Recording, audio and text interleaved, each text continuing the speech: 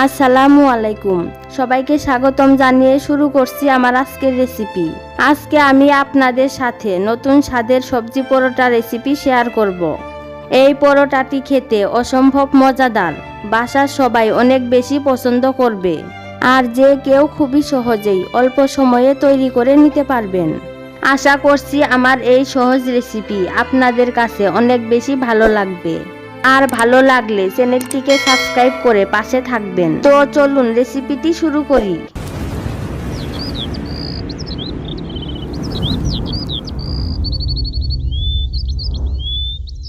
পরোটাগুলো বানানোর জন্য প্রথমে একটি মিক্সিং বোলে 1 কাপ পরিমাণ আটা দিয়ে দিচ্ছি স্বাদমতো লবণ ও 2 টেবিল চামচ সয়াবিন তেল।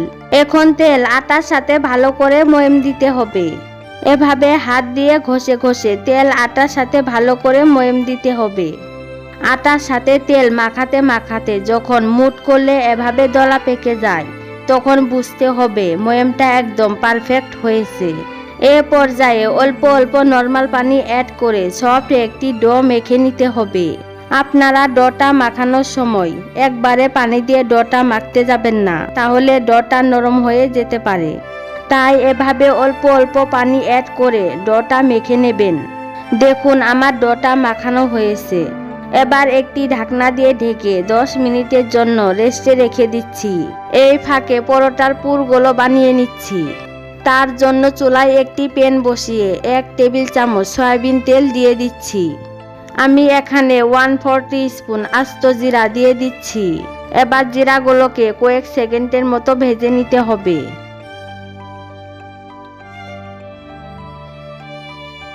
এখন এর মধ্যে দিয়ে দিচ্ছি মিডিয়াম সাইজের 2টি পেঁয়াজ কুচি। এ পর্যায়ে চুলার আঁচ মিডিয়ামে রেখে পেঁয়াজগুলোকে হালকা করে ভেজে নিতে হবে। আমি পেঁয়াজগুলোকে লাল করে ভেজে নেব না, জাস্ট একটু নরম হওয়া পর্যন্ত ভেজে নেব।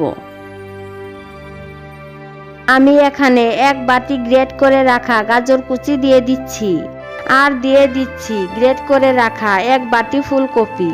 আমি ফুলকপিগুলোকে এভাবে ছোট ছোট করে গ্রেট করে নিয়েছি। আমি এখানে 2টি কাঁচামরিচ কুচি দিয়ে দিচ্ছি। আপনারা যে যেরকম ঝাল খান সেরকম করে মরিচ কমিয়ে বাড়িয়ে দিতে পারেন। এবার আমি সবজিগুলো এভাবে নেড়ে চেড়ে মিশিয়ে নেব। এ পর্যায়ে দিয়ে দিচ্ছি 1/4 টিস্পুন ধনিয়া গুঁড়া, 1/4 টিস্পুন জিরা গুঁড়া, 1/2 টিস্পুন চাট মশলা। এবার সবজির সাথে মশলাগুলোকে এভাবে নেড়ে চেড়ে মিশিয়ে নিতে হবে। এ পর্যায়ে আমি কোনো লবণ অ্যাড করব না, যেহেতু ফুলকপিগুলোকে আমি ছোট ছোট করে গ্রেট করে নিয়েছি।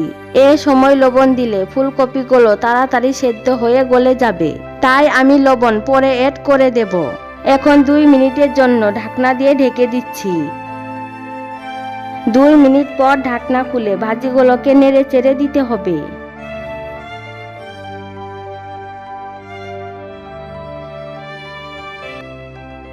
এখন আমি একটি ডিম ভেঙে দিচ্ছি। এবার ডিমটি সবজির সাথে ভালোভাবে মিশিয়ে নিতে হবে। আমি এখানে একটি ডিম দিয়েছি, আপনারা চাইলে 2টো ডিমও দিতে পারেন। এ পর্যায়ে স্বাদমতো লবণ অ্যাড করে দিচ্ছি। সবজির সাথে লবণ ভালোভাবে মিশিয়ে নিতে হবে।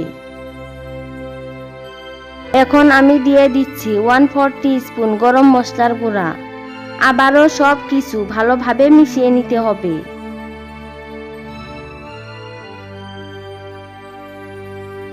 পরোটা বানানোর জন্য পুরগুলো আমার একদম রেডি। এবার প্যান থেকে পুরগুলোকে একটি বাটিতে নামিয়ে নিচ্ছি।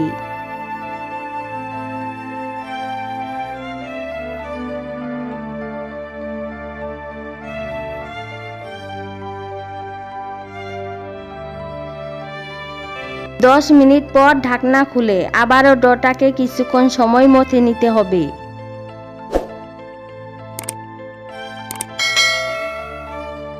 এবার ডোটা থেকে সমানভাবে 3টি লেচি কেটে নিচ্ছি। এবার একটি লেচি হাতে নিয়ে এভাবে গোল বলের মতো করে নিচ্ছি। একইভাবে বাকি লেচিগুলো গোল বলের মতো করে নিচ্ছি।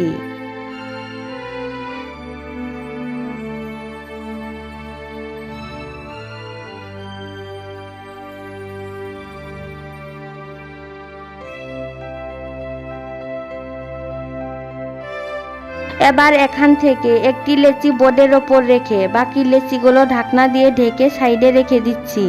এবার লেচিটাকে হাত দিয়ে এভাবে প্রেস করে চ্যাপ্টা করে নিচ্ছি। এবার লেচির ওপরে সামান্য পরিমাণ আটা ছিটিয়ে মিডিয়াম পুরুতের একটি রুটি বেলে নিতে হবে। দেখুন আমি রুটিটা বেলে নিয়েছি। এখন রুটির ওপরে গ্রেট করা মোজারেলা চিজ দিয়ে দিচ্ছি আর চিজগুলো রুটির মাঝ বরাবর এভাবে ছড়িয়ে দিতে হবে। এবার আগে থেকে রেডি করা সবজির পুর পরিমাণ মতো রুটির ওপর দিয়ে দিচ্ছি। আমি এখানে সবজির পুরগুলো একটু বেশি করেই দিয়ে দিচ্ছি, এতে পরোটাগুলো খেতে আরো বেশি ভালো লাগবে। এবার সবজিগুলোকে আমি এভাবে সমান করে নিচ্ছি। আবারও কিছুটা পরিমাণ গ্রেট করা চিজ সবজির ওপরে দিয়ে দিচ্ছি।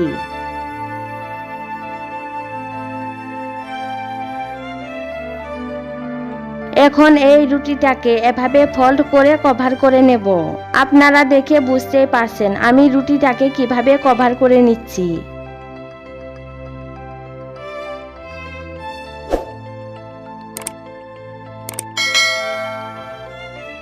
এবার রুটির এই বাড়তি অংশটুকু আমি ফেলে দেব। এবার হাত দিয়ে এভাবে প্রেস করে নিতে হবে। এখন আলতো হাতে বেলে নিতে হবে।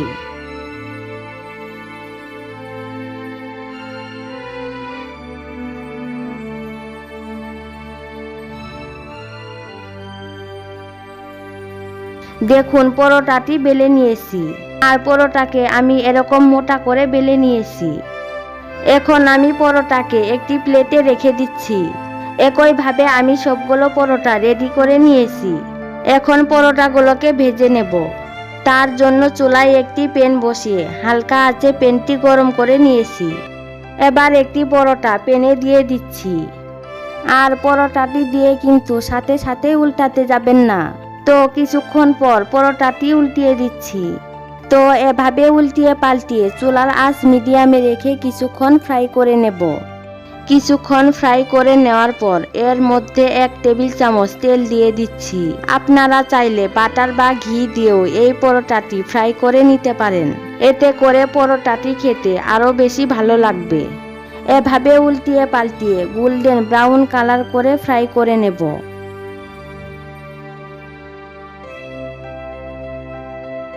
আমার পরোটাটি ফ্রাই করা হয়েছে। এখন প্যান থেকে উঠিয়ে সার্ভিং ডিশে তুলে নিচ্ছি।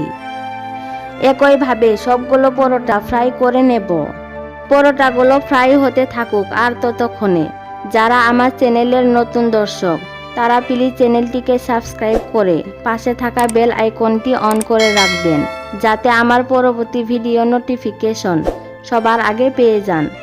আর যারা অলরেডি সাবস্ক্রাইব করেছেন তাদেরকে অসংখ্য ধন্যবাদ। আমার এই রেসিপিটি যদি আপনাদের ভালো লেগে থাকে তাহলে ফ্রেন্ড এবং ফ্যামিলির সাথে বেশি বেশি শেয়ার করবেন আর অন্যদের দেখার সুযোগ করে দেবেন। আপনাদের একটি লাইক, শেয়ার এবং সাবস্ক্রাইব আমাদের কাছে অতি মূল্যবান। সবগুলো পরোটা আমি একইভাবে ফ্রাই করে নিয়েছি। দেখতেই পাচ্ছেন পরোটাগুলো দেখতে কতটা লোভনীয় হয়েছে আর এই পরোটাগুলো খেতে অসম্ভব টেস্টি হয়। একটি পরোটা আমি আপনাদের কেটে দেখাচ্ছি।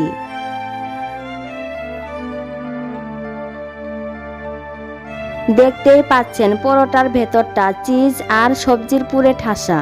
এরকম নতুন আর মজার রেসিপির আপডেট পেতে এখনই চ্যানেলটিকে সাবস্ক্রাইব করে রাখুন। আজকের মতো বিদায় নিচ্ছি। সবাই অনেক বেশি ভালো ও সুস্থ থাকবেন। আল্লাহ হাফেজ।